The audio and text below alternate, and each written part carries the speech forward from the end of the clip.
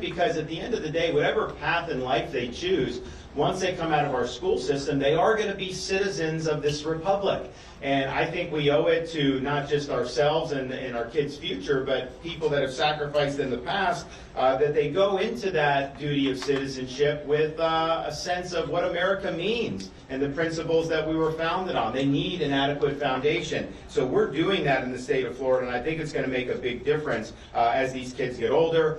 We've also drawn a line in the sand to say it's not appropriate for a school teacher to be asking a second grader if they want to change their gender or telling them that their gender is a choice. That is wrong, and we put a stop to that in the state of Florida. Now, when we did that, the parents throughout Florida were ecstatic, and it didn't matter if you were a Republican or a Democrat. Parents want the kids focused on schoolwork, on the basics. They don't want the ideology put in. And so they were thankful. Now, the left didn't like it. The media didn't like it. And there happened to be one company that you may have heard of in Central Florida that didn't like it and tried to stop it, Disney. But at the end of the day, we run the state of Florida. We don't subcontract out our leadership to a woke company in Burbank, California. And even though people said that they would end up being able to defeat our parents' rights legislation, we stood our ground and we got it done. We beat them on that, and our state's better off for it.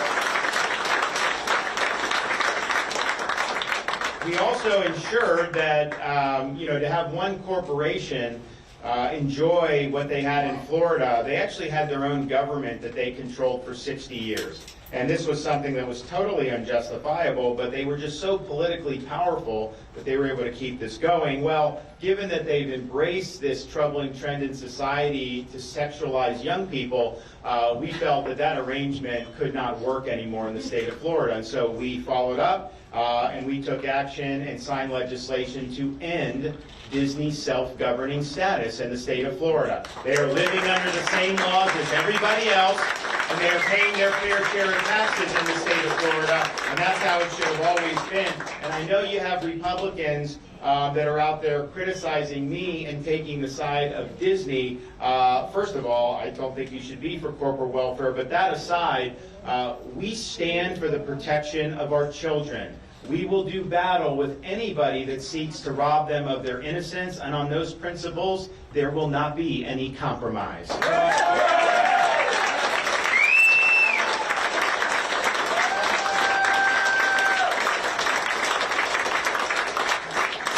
I think what Florida shows, I think it shows a couple things. One, it shows this stuff can be done, because I came in as governor in 2018, winning by 32,000 votes out of more than 8 million votes cast. I was actually advised, bide your time, keep your head down, don't rock the boat. The state's so evenly balanced politically, you don't want to upset the apple cart, and then maybe you wouldn't be able to get reelected. And I understand why they said that, but with all due respect, I rejected that advice. We went in on day one. We were very bold. We were very ambitious.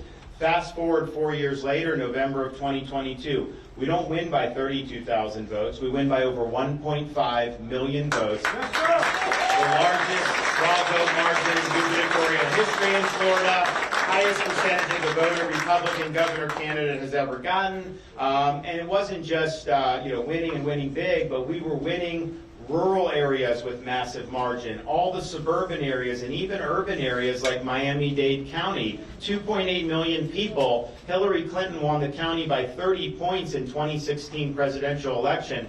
We were able to not only win the county, we won it by double digits. We were winning places that Republicans haven't won in an awful long time, including winning independent voters by 18 percentage points and winning more than 60% of Hispanic voters. And so that is what you call bringing people to your platform and attracting voters. We also earned supermajorities in the Florida legislature. We had picked up 4 Republican members of the U.S. House of Representatives. Probably wouldn't have the majority if we didn't do that. And we elected 29 conservative school board members across the state of Florida. Because look, at the end of the day, if you're leading the ticket, you're the leader. It's not just about you, okay? You have to be looking out for these other offices. You need a rising tide to lift all boats. And so we worked very hard to help everybody get in. And the net result is today in Florida, for the first time since the era of the Civil War, There's not one single solitary Democrat elected to statewide office in the Sunshine State.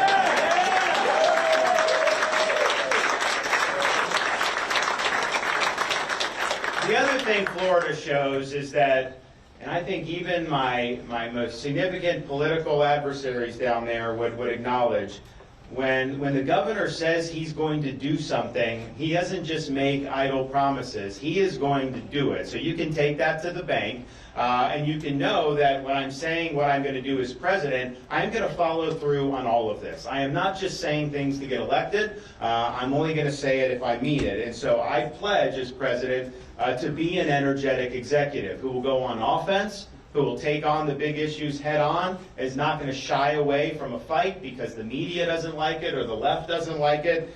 We are going to reverse Biden's disastrous economic policies so that we can help middle-class people again in this country.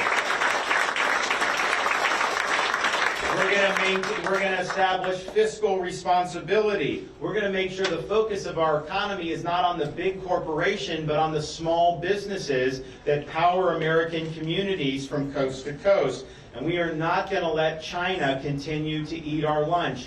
We need to make more things in the United States. We cannot rely on them for all these important materials and goods anymore. I will, as somebody, as a Republican who's watched this issue for a long time, for years and years, Republicans have been talking about securing the southern border. And yet here we are. I will be the president that finally brings this issue to a conclusion. We are going to shut the border down. We are going to build a border wall. We're ending the mass migration. And we are going to hold the Mexican drug cartels accountable for the carnage they have inflicted on this country.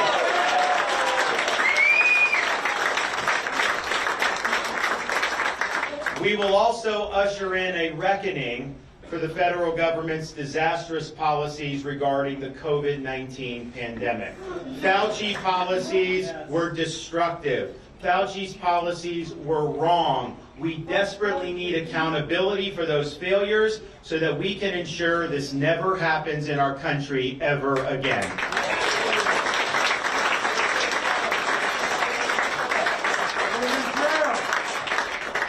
Because we recognize that the woke mind virus represents a war on the truth, we pledge to wage a war on the woke. We will fight the woke in the schools. We will fight the woke in the businesses. We will fight the woke in the halls of Congress. We will never, ever surrender to the woke mob. We will leave woke ideology in the dustbin of history where it belongs.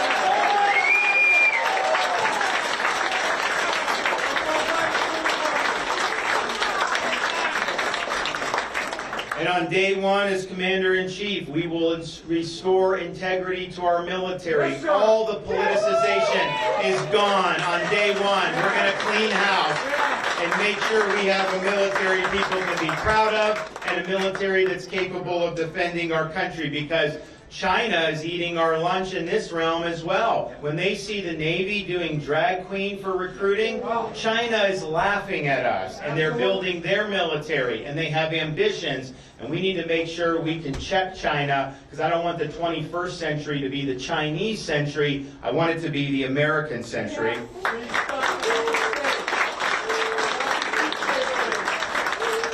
We will also work on day one to reconstitutionalize the government, and that means bringing this administrative state to heel once and for all. We have a country that has allowed a massive amount of power to accumulate in Washington, D.C., and these agencies that are not held constitutionally accountable by either the elected president or the Congress itself. Yes, it is a, quote, deep state, and we need to bring it to heel. But you only do that by going in on day one, being willing to do things like, for example, with me, you know, day one, you'll have a new FBI director.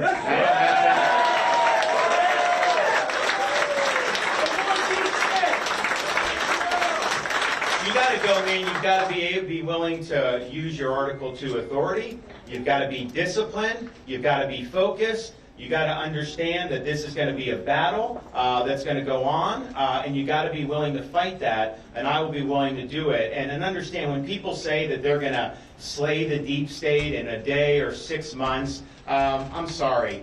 This is something that only a 2-term president is going to be able to bring to fruition, because the bureaucrats will just wait you out if you're a lame duck president. They'll wait you out. As soon as you're gone, they'll change and they'll go back to no. So, anyone that says that they can slay the deep state in 6 months should be asked, why didn't you do that when you had 4 years to try to do that?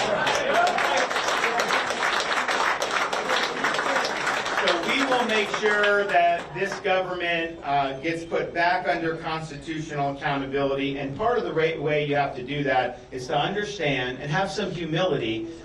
The president is, yes, the decider. You're going to be responsible for the big decisions and the policy, but you cannot do it alone. You need a cadre of people who are going to descend on Washington, who are not from Washington, but are coming with you because they share the mission. And they're going to put the mission before any personal agenda that they may have. You can't just recycle everybody from D.C. and expect to get a different result. So we're going to be asking Americans from all across the country, if you're qualified to serve in the administration, we want you to pick up your family maybe, move to D.C. for 2, 4, 6, 8 years, and help us. D.C. has imposed, the bureaucracy in D.C. has imposed its will on us for far too long. It's about time we impose our will on it, and that's exactly what we're going to do. And we're going to be doing a lot more stuff, and I look forward, we're going to be in New Hampshire a lot. You're going to see me all the time, and we're going to talk about a whole host of other policies and initiatives, and I'll lay out other things that we'll do. And it's going to be great stuff. But here's the deal. None of that matters if you don't win. There's no substitute for victory. And we need to shake this culture of losing that's infected our party in recent years. I look at this debt deal, and as bad as it was, if we had won the Senate races we were supposed to win, we'd have 55 Republican senators right now. Maybe we actually could have gotten a good deal, if that were the case. And so I want people to understand, we're not getting a mulligan with this 2024 election. We've got to get it right, and I'll be the guy to do that, because the Democrats are playing for keeps. If they're able to sweep this election in 24, White House, Senate, and House, they are going to pack the U.S. Supreme Court. They're going to make Washington, D.C. a state, so they get 2 more Democrat senators for life. They're going to try to abolish the Electoral College, and they're going to try to eliminate ballot or voter ID everywhere in the country and mandate ballot harvesting everywhere in the country. That's not an agenda that's addressing the kitchen table concerns of the average American family. No, that's an agenda where one side is trying to ensconce themselves in power, and if they're able to do that, it will be a generation before we will be able to recover. Ronald Reagan used to say that freedom is 1 generation away from extinction. It's not passed along in the bloodstream, and I used to think that was a little bit overwrought. We're Americans, after all. Isn't this freedom just in our DNA? But living through the last 4 or 5 years, I've never seen the incursions on freedom that we've seen over the last 4 or 5 years. I wouldn't have thought it was possible that a blue state could lock down churches while allowing liquor stores and strip clubs to operate. And yet that's happened in the United States of America. And so freedom is fragile. This is not something we can take for granted. Our founding fathers understood this. They studied, when they met in Philadelphia to frame the Constitution, they studied the history of every republic and the history of mankind because they wanted to draw lessons from those experiences. And what they found was there was really only one thing that all of those republics had in common, and it was this. Every one of them had failed. And so they understood it fell to the United States of America to answer the question once and for all, can people really govern themselves? Can you have a society based on the idea that our rights come from God, not from the government? That we live under a rule of law, not the rule of individual men? Or was mankind forever destined to live under various forms of despotism? And they fully expected this country would answer that question. But they also understood, and Benjamin Franklin reflected this when he walked out of the convention. He was asked, did you give us a republic or a monarchy, Dr. Franklin? He said, a republic if you can keep it. He understood that you could have the best Declaration of Independence in the world, you could have the best Constitution in the world. These things do not run on autopilot. They require each generation of Americans to cultivate the freedom that we've been bequeathed. And so we have responsibilities as citizens to get this right. We have a responsibility to carry the torch of what George Washington called the sacred fire of liberty. We have a responsibility to stand firm for the truth. We have a responsibility to remain resolute in defense of our enduring American principles. I believe we have it within our power to reverse America's decline and restore this nation to the greatness that it deserves. And my pledge to you is this. If you work with me to be nominated as the Republican candidate for president, then on January, and you can set your clock to January 20th, 2025 at high noon, because on the west side of the Capitol, I will have my left hand on the Bible, I will have my right hand in the air, and I will be taking the oath of office as the 47th President of the United States. No excuses. We will get the job done. Thank you all. God bless.